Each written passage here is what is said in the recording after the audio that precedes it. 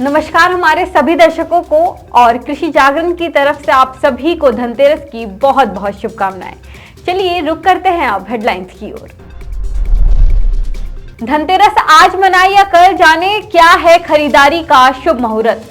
दिवाली से पहले एसबीआई ने दिया बड़ा तोहफा, अब खाता धारकों को होगा फायदा। झारखंड में पकड़े गए पीएम किसान योजना के 15 लाख फर्जी लाभार्थी, सरकार ने लिया बड़ा एक्शन। उत्तर प्रदेश में पहले आओ पहले पाओ के आधार पर मिल रहे सोलर पंप। हरियाणा में पराली जलाने के मामले में 54% कमी, फिर भी प्रदूषण का स्तर बहुत खराब। बिहार में कृषि कार्यक्रम से सामने आए रोचक निष्कर्ष, बम्पर फसल के लिए किसान अपनाए खास उपाय। अब खबरें विस्तार से।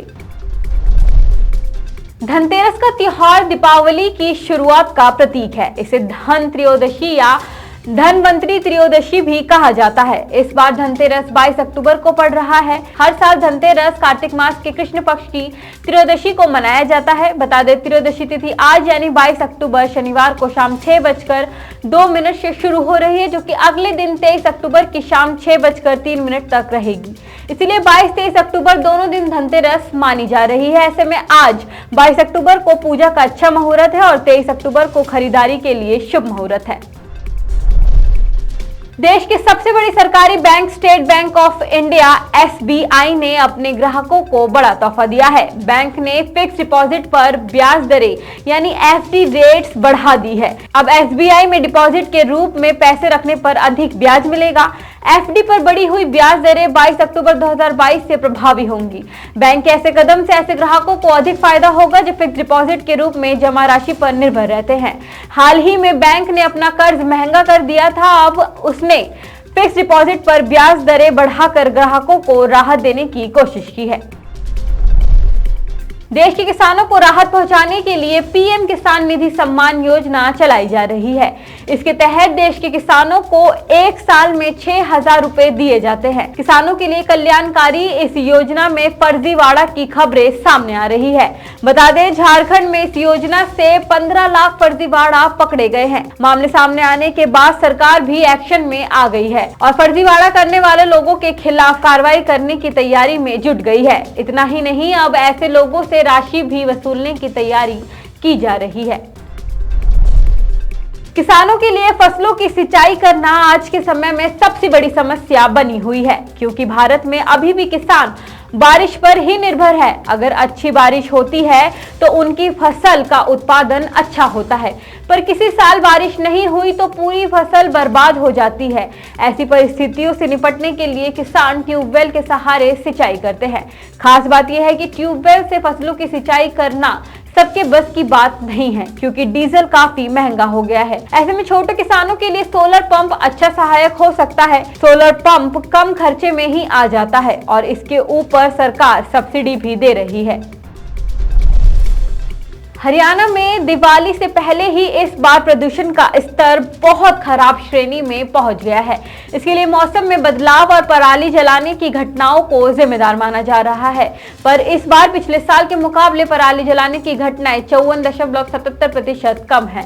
हरियाणा और पंजाब में पराली जलाने के कारण ही अक्टूबर और नवंबर महीने में दिल्ली एनसीआर की हवा ज्यादा प्रदूषित हो जाती है। लेकिन इस बार हरियाणा के आंकड़ों ने सरकार और अधिकारियों के अनुमान को गलत साबित कर दिया है। बिहार में जलवायु अनुकूल कृषि कार्यक्रम के तहत खेती में कई रोचक निष्कर्ष सामने आए हैं। कृषि विभाग ने किसानों को सुझाव दिया है कि 1 से 15 नवंबर के बीच गेहूं की बुआई करने पर 47 क्विंटल प्रति हेक्टेयर पैदावार होती है।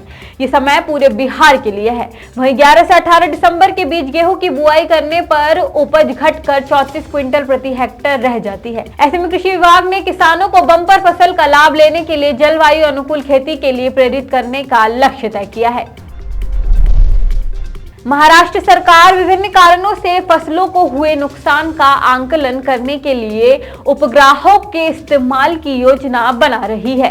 राज्य प्रशासन ने इसको लेकर राज्य के उप मुख्यमंत्री देवेंद्र फडणवीस के सामने एक मॉडल पेश किया है। फडणवीस ने इस मॉडल की त्रुटियों को ठीक करने का निर्देश दिया है। मुंबई में एक समारोह के दौरान योजना के बारे में बोलते हुए फडणवीस ने कहा कि सैटेलाइट के सहारे फसल की बर्बादी का मूल्यांकन किया जाएगा।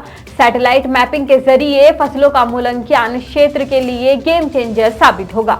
उपग्रह से ली गई तस्वीरें फसल की क्षति की मात्रा तय करेंगी और मुआवजे के भुगतान की प्रक्रिया को आगे बढ़ाने में सहायक साबित होगी।